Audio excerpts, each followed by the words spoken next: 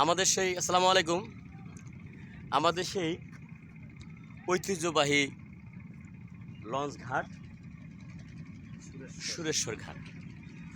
আমরা এই সুরেশ্বর ঘাটে আজকে ফাঁকে আসলাম। আমরা মূলত কিন্তু সুরেশ্বর ঘাটের উদ্দেশ্যে আসিনি। আমরা এসেছি একটা শুভ কাজে, বিয়ের অনুষ্ঠান, আমার এই ভাইরার ছেলের বিবাহ। তো সেই সুবাদে আমরা আসছি। এটা আমার দুলাভাই ভাইরার ভগ্নিপতি। খুব ভালো লাগছে আমাদের এই সময়টা, এই ফাঁকে যে সময়টুকু আমরা পেলাম, এই সময়টুকুর ভিতরে আমরা কিছু দৃশ্য এখান থেকে ভিডিও করে নিচ্ছি। সেটা হলো এক নম্বরে মাছ ধরার যে কৌশলতা যারা আছে এখানে, মাছ ধরার যোদ্ধা, তাদের নৌকার যে দৃশ্যগুলো সেগুলো আমরা নদীর পাড় থেকে আপনাদেরকে দেখাচ্ছি।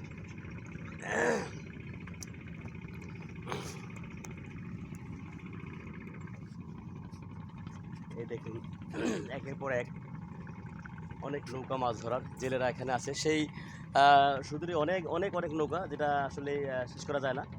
তো এগুলো মূলত এখন ঘাটে ভিড়ে আছে।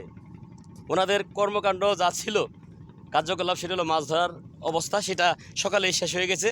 এই মুহূর্তে ওনারা যার যার স্থানে লঞ্চ না নৌকাগুলো রেখে ওনারা খাওয়া দাওয়া করার প্রস্তুতি নিচ্ছেন। আমরা এখানে আসলাম। দুলা ভাই আসুন। সর্বনাশা পদ্মা নদী তোর কাছে সুধাই, বলা আমারে তোর কি রে আর কুলু কিনারা নাই, কুল কিনারা নাই। হ্যাঁ, আসলেই কুল কিনারা নাই এই শব্দটা এখন মনে হয় বলা যাবে না, কারণ পদ্মার একটা বৈশিষ্ট্য যেটা ছিল, অরিজিনাল যেটা ছিল, সেই বৈশিষ্ট্য কিন্তু এখন নেই। এখন পর্দাটা ছোটো হয়ে গেছে, আর নদী নালা যেখানে যতটুকু আছে আগের মতো নেই।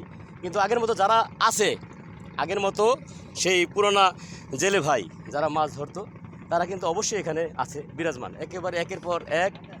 তারা খুব সুন্দর চমৎকার জাল বনছে, যেখানে বা জালগুলো ছিদ্র হয়ে গেছে সেই সব জালগুলোকে ওনারা রিফাইন করছে। না ভাইয়া, আপনারা সবাই কেমন আছেন?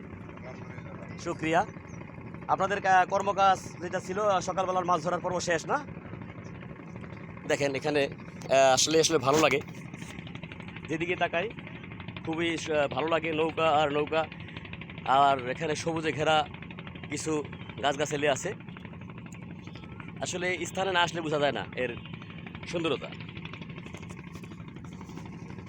এই নদীতে সাঁতার কাইটা বড় হইছি আমি, এই নদীতে আমার মায় কলসে নিত পানি, আমার দিদিমায় আয়সা প্রতিদিন ভোরে থালা বাটি ধুয়া নিত নদীর কিনারে। হ্যাঁ, সেই ছোটোবেলার কথা এখন মনে পড়ে যায়। ছোটো ছোটো ছেলেরা ওই যে লুঙ্গি খুলে যায়, দেখছেন? লুঙ্গি কিন্তু খুলে যাচ্ছে, হাতে কিন্তু একটা লাঠি আছে। এক সময় কিন্তু আমাদের এটাও ছিল না, আমাদের লুঙ্গি ছিল কাঁধে, আর ওদের লুঙ্গি কিন্তু এখনও ওরা রেখেছে।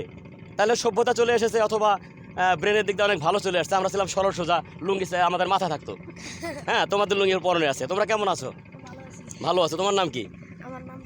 সাব্বির। তুমি কি করো এখানে? জাল বাও না? তো এখানে তুমি যে জাল বাও, সারাক্ষণ এখানে থাকো? সারাক্ষণ এখানে থাকো। এই যে মাছ কীরকম এখন বর্তমান? ভাইজান আসসালামু আলাইকুম। মাছের পরিস্থিতি কি এখন? পাওয়া যায়? কীরকম পাওয়া যায়? কী কী মাছ পাওয়া যায়? আচ্ছা, বিভিন্ন ধরনের মাছ পাওয়া যায় না? তো তোমরা যে এখানে থাকো, তোমরা কি এন্টার ফ্যামিলি থাকো নাকি তুমি তোমার বাবা? তাই না? আচ্ছা, এই যে পর্দার পারে তোমরা সারাক্ষণ থাকো, ঠিক আছে? এর ভিতরে কি গুনগুন করে দিয়ে একটা গান টান গাও না? পারলে বলো। পারো না? আচ্ছা, ঠিক আছে ঠিক আছে, ওকে। খুব ভালো লাগছে। ও সরি,